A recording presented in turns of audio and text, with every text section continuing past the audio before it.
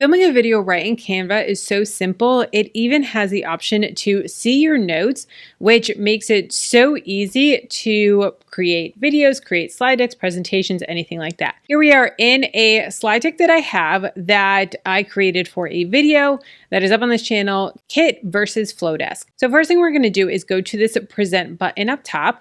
Then we can present full screen, presenter view, or present record. I use presenter view when I am doing a webinar using Zoom. I'll use that. But for this one, I want to record what I'm doing. So I'm going to do present record. Then I'm going to hit next. Then go to recording studio. Here we can do camera or no camera. So I can select my camera and also my microphone. So here you can see me here and we're going to start recording. I can also see that it is recording the wavelengths. So it is capturing my audio, which is awesome. So I'm going to go start recording. Then it's going to count you down. And as we can see here, our face is in the lower left-hand corner. Now I have noticed that when this downloads, and I'll show you in a second, it's a little bit further over because the screen is actually your slide. So whatever this image is. So this shows it a little cut off. So you want to make sure that nothing is in this whole area here. There have been times where I have filmed and there was text right here and it got cut off by the image. But as you can see here on the right, you can see your script. So this is so great that I can go ahead and film this and see the script and they have no clue that I can see that. So I can say, if you've been trying to figure out whether Flowdesk or ConvertKit is the right email platform for your business, you're in the right place. I'm breaking down the differences between them. And then I can go to the next slide. Before we jump in, all the links you'll need are in the description. If you use my Flowdesk link, you get 50% off the first year.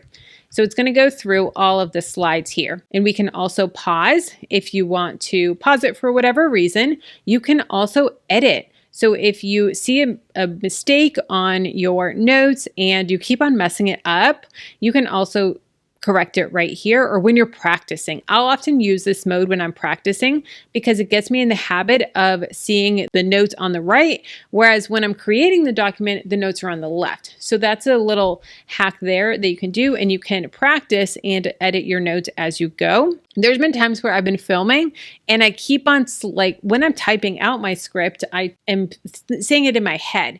And then when I'm actually filming, there's times where I'm like, I keep on stumbling over those same words. So then I can change my script right here, especially if you're going to be using this for more than one time. Like if you're doing a webinar and you may use the same script for future webinars. Okay, so we can hit done here. We can also increase the font size, lower it, all of that. We can edit the font size there. So we can hit resume. I can see the timestamp over here. And then we can hit end recording.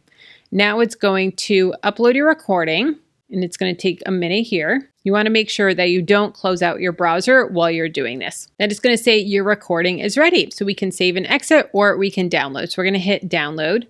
Then you're going to see down here that it is downloading and it's going to go to your downloads folder on your computer. Sometimes it does take a couple minutes depending on how long the recording is. Then here it is in my downloads folder. Then I'm going to go to my downloads folder and here is the video. So I'm going to open it up here and here it is. Now you can see me here in the lower left. This is what I mean that it is in the left-hand corner and it is in that specific spot. So just be careful about text that you have, but you can't see the notes or anything like that. All you see is the slides that you created, which is so awesome. In the description, there's a link to this free ebook. It's going to explain why seasonal printables are the best on Etsy, give you all of the seasonal products that sell, and tools that are going to help you pick the best products. It is a very in-depth ebook, 23 pages, so many amazing ideas that's really going to help you step up your game with selling printables on Etsy. Even if you don't want to sell seasonal products, it's still really, really helpful in helping you to